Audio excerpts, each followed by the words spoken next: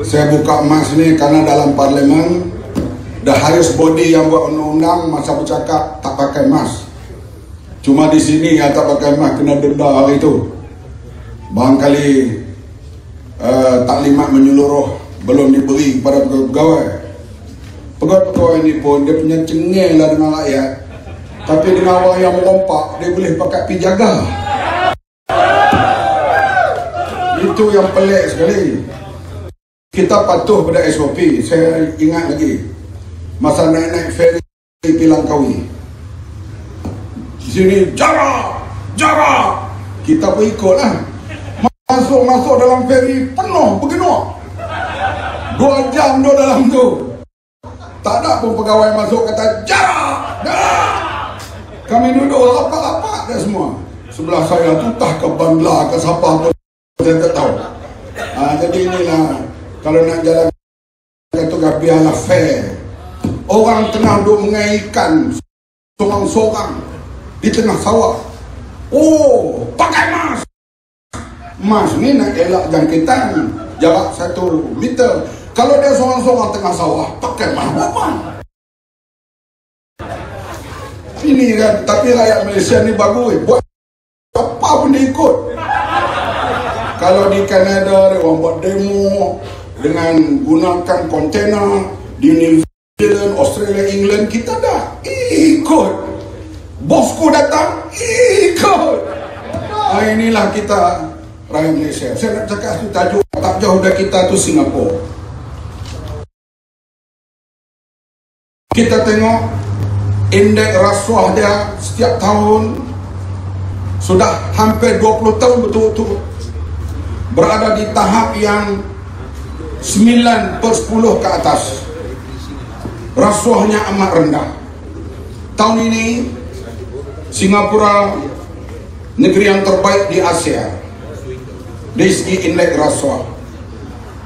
Dalam dunia dia duduk tempat keempat, tempat kelima. Bila rasuah rendah, kerajaan banyak duit.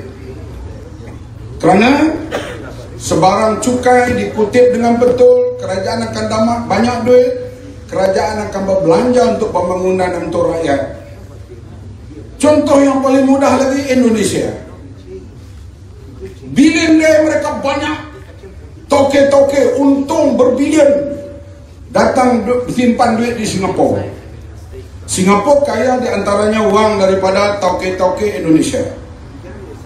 Di sana rasuah begitu tinggi, maka mereka dapat lari cukai. Katalah misalnya kalau cukai seorang peniaga tauke besar kena bayar 1 juta, dia habiskan 100,000 saja untuk belanja pegawai. Maka dia dapat jimat 900,000. Maka dia kurang membayar cukai pada kerajaan. Wangnya banyak disimpan di Singapura. Akhirnya kita lihat apa berlaku di Indonesia. Rakyatnya makin susah, upahnya murah, rakyatnya berselerak mencari rezeki di seluruh dunia, termasuk di Malaysia. Tetapi bila berlaku reformasi, naiknya Bapak Habibie diikuti dengan Megawati, Gus Dur, Bambang Susilo, sampailah kepada Jokowi. Mereka lawan rasuah bersungguh-sungguh. Berapa menteri mengengkok dalam penjara. Gubernur-gubernur kepala daerah beratur masuk penjara kerana rasuah. Rasuah dapat dikurangkan, Indonesia mulai kaya. Mereka mulai banyak duit. Dia boleh buat LRT, dia boleh buat yang paling dahsyat sekarang dia nak buat bandaraya baru. Kita tahu dulu kalau kita pergi Jakarta, daripada Soekarno-Hatta Airport nak sampai bandar Jakarta, kita akan jumpa payah, bendang, orang cari ikan, baru jumpa bandar. Sekarang daripada airport Jakarta, bandar sampai ke tengah Jakarta Tengah. Artinya terlalu pesat penduduknya, sudah lebih 20 juta. Tak mampu lagi mereka nak menampung pembangunan sebegitu rupa, maka mereka bawa ibu negara Nusantara ke Borneo, ke Kalimantan, dan limpahan kekayaan mereka nanti dan Sarawak. Kenapa Indonesia naik sekarang? Karena rasuah menurun, ekonomi naik. Kenapa Malaysia sekarang jadi teruk? Karena rasuah meningkat, ekonomi menurun. Faham ke dalam? Kami tak pandai jadi menteri dulu. Lim Guan Eng Menteri Keuangan, dia pandai lah sikit, dia biasa jadi ketua menteri. Khalid Samad Menteri Wilayah, Salahuddin Ayub Menteri Pertanian, tak pandai belakang. Yang pentingnya kami juga tak pandai mencuri. Sebab itulah Transparency International membuat ukuran, bila kita ambil alih kedudukan rasuah di Malaysia, nombor 61 dalam dunia. Tak sampai 2 tahun kita perintah, turun kepada nombor 51. 10 negara kita dapat potong. 10 negara. Nombor 51. Naik BNPN. Sekarang kedudukan rasuah balik ke nombor 62. Hebat. Pandainya mencuri. Kenapa jadi begitu? Sebab kerajaan yang naik ini bukan pilihan rakyat. Dia kena jaga. Dia kena lantik menteri ni jaga Timur Tengah. Menteri ni, orang ni jaga Cina. Yang ni jaga Korea. Bertaraf menteri. JLC kena beri. Tak beri, kami lari, kau jatuh. Akhirnya dia terpaksa pelihara orang ni, maka indeks rasuah meningkat. Pulau Pinang yang dulunya dihantam apa nak jadilah pada orang Melayu, ini DAP perintah Lim Guan Eng Ketua Menteri Cina. Lim Guan Eng Cina ke Melayu? Cina. Apa nak jadi ini? Demonstrasi setiap minggu. Tetapi bila mereka perintah, dia deliver pada rakyat. Peruntukan kepada Jabatan Agama Islam, Majlis Agama di Pulau Pinang, mula ambil alih Lim Guan Eng, lebih kurang 25 juta peruntukan. Tahun lepas 71 juta. Menjadi pentadbiran antara yang terbaik di Malaysia sekarang, pentadbiran Jabatan Agama Islam Pulau Pinang. Masjid yang terbersih, rasuah rendah. Kerajaan negeri boleh bina jalan raya daripada tengah bandar Tanjung, Georgetown ke balik pulau, 275 juta dibina oleh kerajaan negeri Pulau Pinang. Mana ada tanda? Sebab tak rasuah. Ini seorang menteri dibicarakan di mahkamah. Dalam bank ada 900 juta. Curi macam mana ni? Duit poket 2 juta. Datuk Seri Anwar, kalau dia dulu timbalan benda tu ada duit banyak tu kan kita lega. Kemudian ada seorang meninggal dunia menteri, biasa jadi menteri, mak dia warisi harta 1 bilion.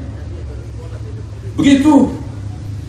Bila negara kuat rasuah, pemimpin politik kaya, beberapa orang pegawai kerajaan, bukan semua ya, beberapa orang pegawai kerajaan akan jadi kaya, rakyat akan jadi susah. Itu tanda negara rasuah tinggi. Dan Malaysia menuju ke arah itu kalau BN UMNO terus perintah. Salah tuan-tuan. Kalau nak tengok mimpi kaya raya, silalah. Tapi tuan-tuan akan susah. Sekarang ni belum tentu graduate doktor boleh ada kerja. Graduate lawyer belum tentu ada kerja. Graduate engineer kalau dulu 45,000 kerja swasta, sekarang 2,000 tak sampai. Semuanya jadi rendah sekarang ni. Yang bertambah kaya adalah pemimpin politik. Bila berlaku perbicaraan 1MDB, kita tak gamak dengar. Saya tahu dulu 2.5 bilion Najib terima dari akaun dia, yang tu ya saya tahu. Lain-lain tak tahu. Lim Guan Eng dia tahu lah, dia tak beritahu kat saya. Tapi bila bicara di Amerika Syarikat, ya Allah, duit negara kita, beli betina pengguna duit kita. Kamu nak jahat, simpannya you punya pasal. Tapi bila guna duit negara, kerajaan kena bertindak, Majlis Agama kena bertindak. Ini semua diam.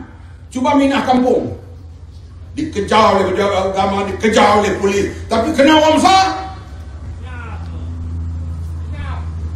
Ini malu sekarang pada dunia bila perbicaraan berlaku di Amerika Syarikat, di Malaysia bolehlah tudung-tudung lagi, berlaku di Amerika. Bagaimana wang negara kita digunakan sebegitu rupa. Oleh itu kalau nak indeks rasuah ni turun balik, undi Pakatan Harapan pada 12 hari bulan nanti. Boleh ke tidak? Saya tak mau cerita nak buat sekolah, buat rumah, mana kerjaan pembuahan. Cuma jalan raya 100 juta, kalau rasuah dia jadi 200 juta. Sebab ketua bahagian ambil sikit, ketua cawangan ambil sikit, kontraktor ambil sikit. Kalaulah 100 juta, jadi 200 juta, 100 juta dah kita membazir. Tengok apa jadi dalam Kementerian Pertahanan. Bila saya masuk di Menteri, mesyuarat Kabinet, kita minta satu jawatan kuasa siasat apa yang berlaku di Kementerian Pertahanan. Didapati land swap saja kerajaan rugi 500 juta. Dekat 1 bilion Tan Sri Amrin buang buat kajian, didapati tak tahu duit tu pergi ke mana. Sebenarnya duit itu untuk bina kapal. Kapal entah ke mana, duit hilang. Nak undi lagi parti macam ni? Alah, undi lagi ni. Beli helikopter tak sampai. Komisen kapal selam 500 juta. Itu dah siasat dah siap, kerajaan kita jatuh. Nak bertindak macam mana? Kita dah tengok anak sekarang. Yang siasat itu bekas ketua di negara Amrin Buang dengan jawatan kuasanya yang lengkap, hebat pengetahuan mereka hal-hal duit, hal-hal keuangan ini. Inilah hadirin sekalian, saya minta wisdom, jangan duk mainlah Melayu kita kena sokong walaupun dia rasuah asalkan dia Melayu. Melayu ni ada pintu taubat. Buan baik macam mana pun tak ada pintu taubat. Hei! Ini cerita apa ni? UMNO sahabat kita. Nikmat Allah kita dapat bersama dengan UMNO. Sekarang ni kalau nak hentikan rasuah, kalahkan UMNO. Kok mana ni? Berubah setiap minggu. Kita tak tahu minggu depan dia nak kata apa pula. MCA sahabat kita buat pantun pula tu. Sekarang MCA musuh kita, gerakkan sahabat kita. Pemimpin macam ni boleh pakai dia. Rasuah, Melayu rasuah kita lawan, Cina rasuah kita lawan, India rasuah kita lawan. Melayu baik kita sokong, Cina baik kita sokong, India baik kita sokong. Boleh? Baru negara kita boleh maju. Mengundi dan Zul, kamu akan jadi wakil rakyat 12 hari bulan nanti insyaAllah. Kamu menang, yang lain kalah tak mau. Kita mau menang dan cukup bilang untuk kita kembali memerintah Johor. Boleh?